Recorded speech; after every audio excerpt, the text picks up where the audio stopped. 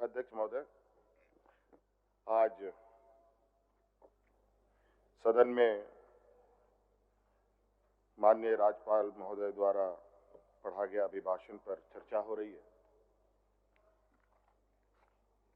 और मुझे लगता है अध्यक्ष महोदय, राज्यपाल महोदय जिन्होंने ये अभिभाषण सदन को सुनाया, ये अभिभाषण अध्यक्ष महोदय मुझे लगता है कि इससे पूर्व में जितने भी अभिभाषण पढ़े गए हैं उन सब में सबसे छोटा और सबसे अधिक दूरदर्शिता के साथ दिखाया गया अध्यक्ष महोदय। और ये अभिभाषण नहीं अध्यक्ष महोदय, ये अभिभाषण राज्यपाल जी के द्वारा जो पढ़ा जाता है, पूर्व में भी पढ़े गए और इस बार भी पढ़ा गया, सदन को बताया गया। अध्यक्ष महोदय, ये अभिभाषण नहीं, ये सरकार का एक श्वेत पत्र होता है और इससे बिल्कुल ये स्पष्ट है कि सरकार झारखंड के लिए क्या करना चाहती है और इस राज्य को किस दिशा में ले जाना चाहती है। हम सब जानते हैं अध्यक्ष महोदय, पूरा देश जानता है कि झारखंड देश का सबसे पिछड़ा राज्य है और यहां पर सबसे अधिक आदिवासी, दलित, पिछड़ा, अल्पसंख्यक, किसान, मजदूर तबके के लोग वास करते हैं।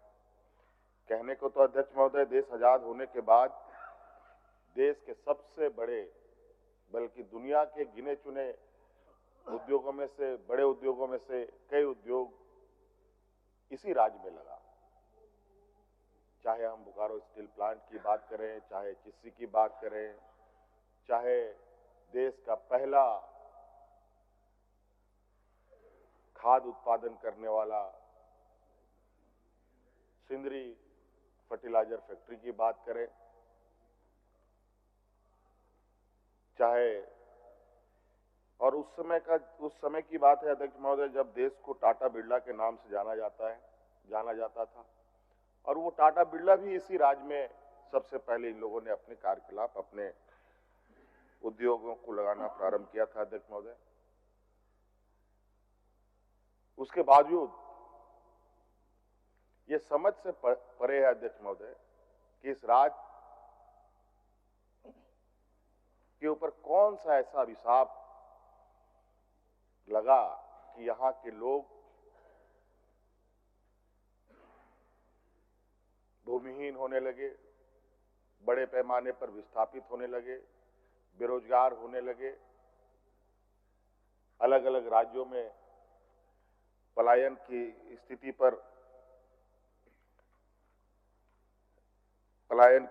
स्थिति बनी रही।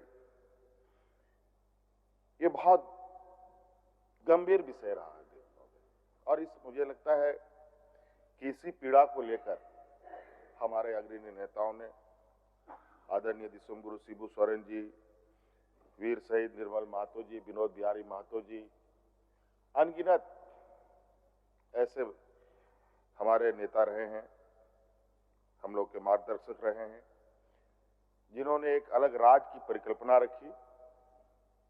और ये भी हम सब जानते हैं, जब अलग राज्य की परिकल्पना रखी गई तो यही सामंती विचार के जो देश में लोग हैं, ये लोग हमारे उन अग्रणी नेताओं पर कटाक्ष करते थे, हंसी उड़ाते थे।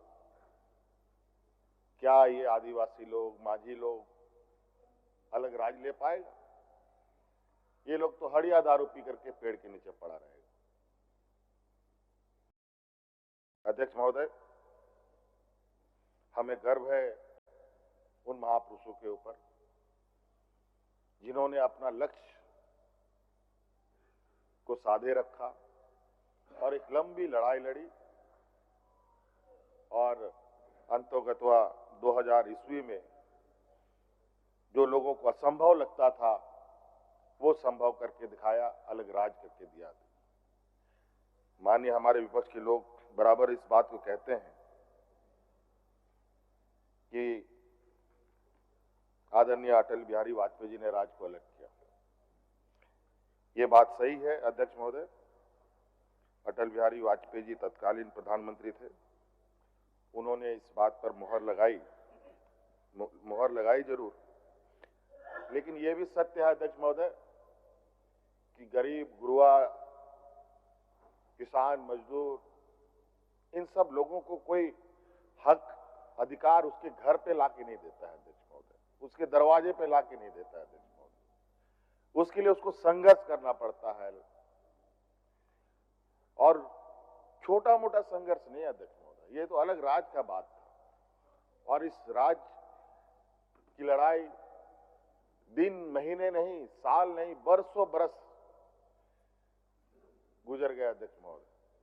कई लोग शहीद हो गए, कई महिलाएं विधवा हो गई, कई नौजवान अनाथ हो गए, और इस पीड़ा को हम लोगों से अधिक कोई नहीं समझ सकता अध्यक्ष महोदय।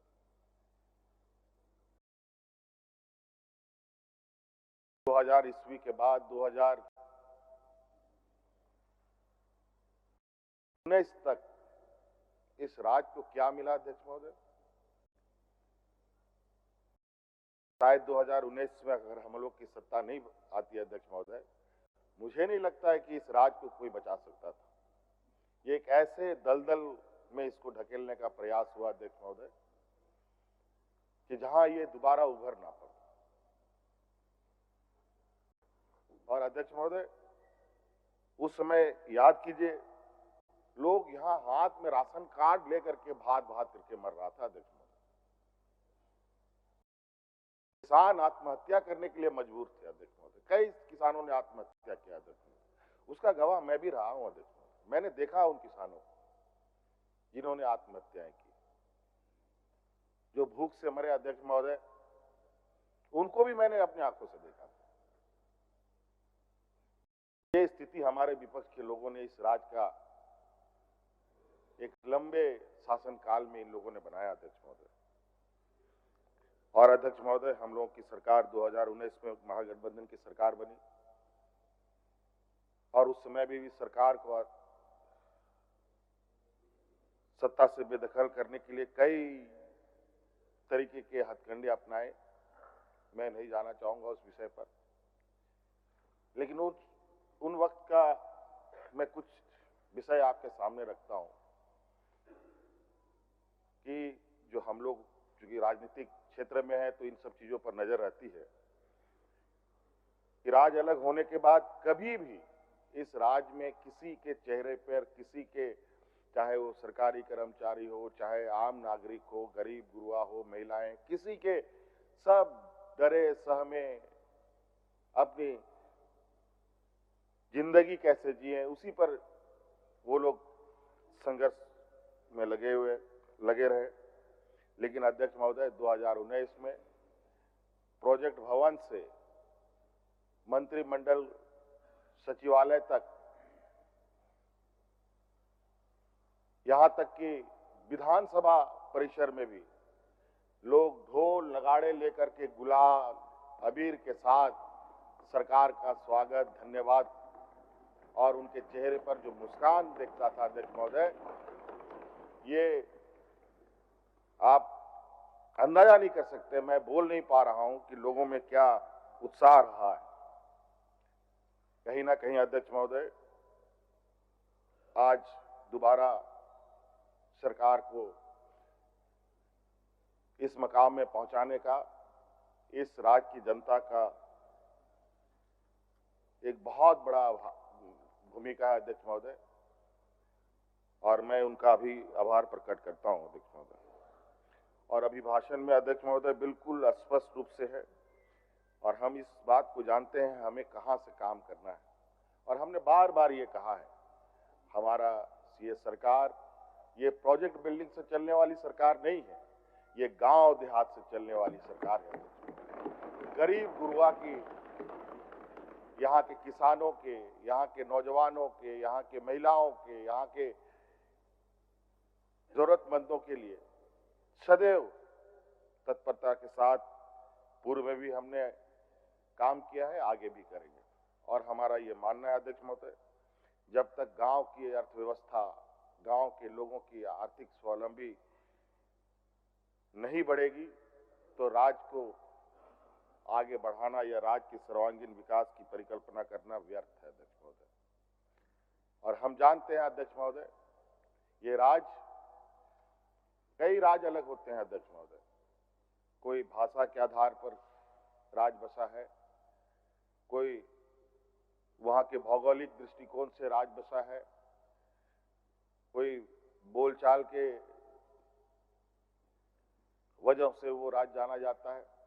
लेकिन ये राज्य अध्यक्ष महोदय, ये आंदोलन की उपज है, ये एक संघर्ष, ये खून से सिंचा हुआ ये राज्य है अध्यक्ष महोदय। इसलिए अध्यक्ष महोदय यहाँ के लोग बहुत स्वाभिमानी होते हैं। अगर किसी चीज को लोगों ने ठान लिया, ये तब तक नहीं रुकते, तब तक अध्यक्ष महोदय, जब तक मंजिल ना मिल जाए। और आज निश्चित रूप से अध्यक्ष महोदय,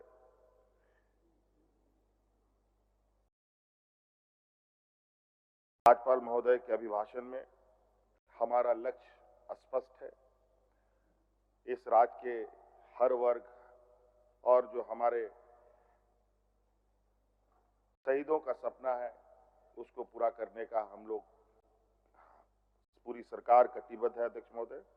और आप देखेंगे अध्यक्ष महोदय, हम लोगों ने तो लगभग 2019 के सरकार के कार्यकाल में लगभग राज्य के सर्वांगीण विकास के नींव हम लोगों ने डाल दिए।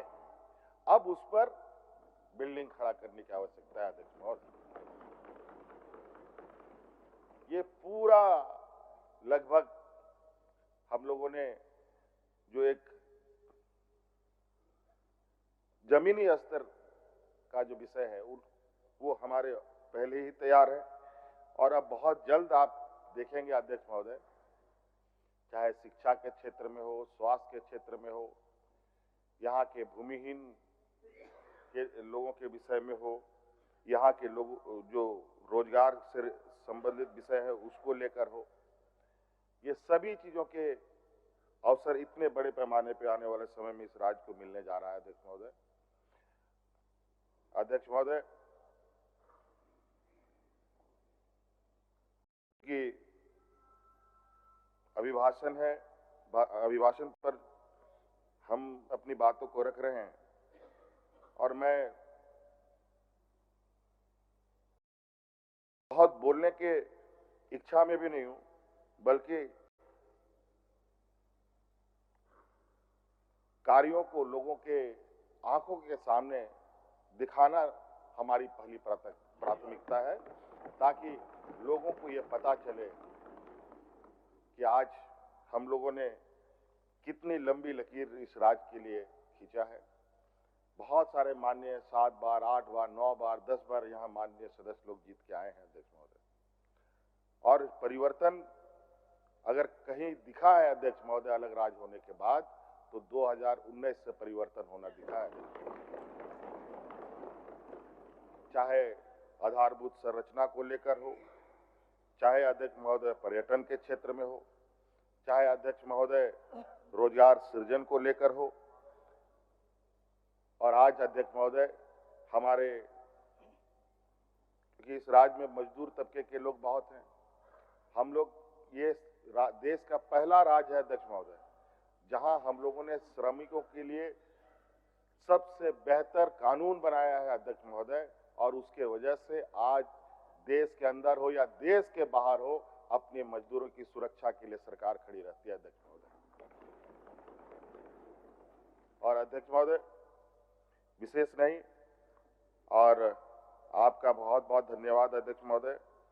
मैं चाहूंगा कि हमारे विपक्ष के साथी परस्पर सहयोग करें, और आप देखेंगे और आपको भी अच्छा लगेगा। आज आप देखिए रांची शहर में हमारे आदरणीय सीपी सिंह साहब बुजुर्ग हो गए हैं, इतने बुजुर्ग हो गए, शहर को बढ़ता खिलता उठता देखा इन्होंने, लेकिन हम लोगों ने शहर को एक नया आयाम देने का काम किया। आज बड़े बड़े फ्लाईओवर यहाँ पर देखने को मिल रहे हैं। अभी आप देखेंगे कि रांची का चहुमुखी विकास किस तरीके से होगा।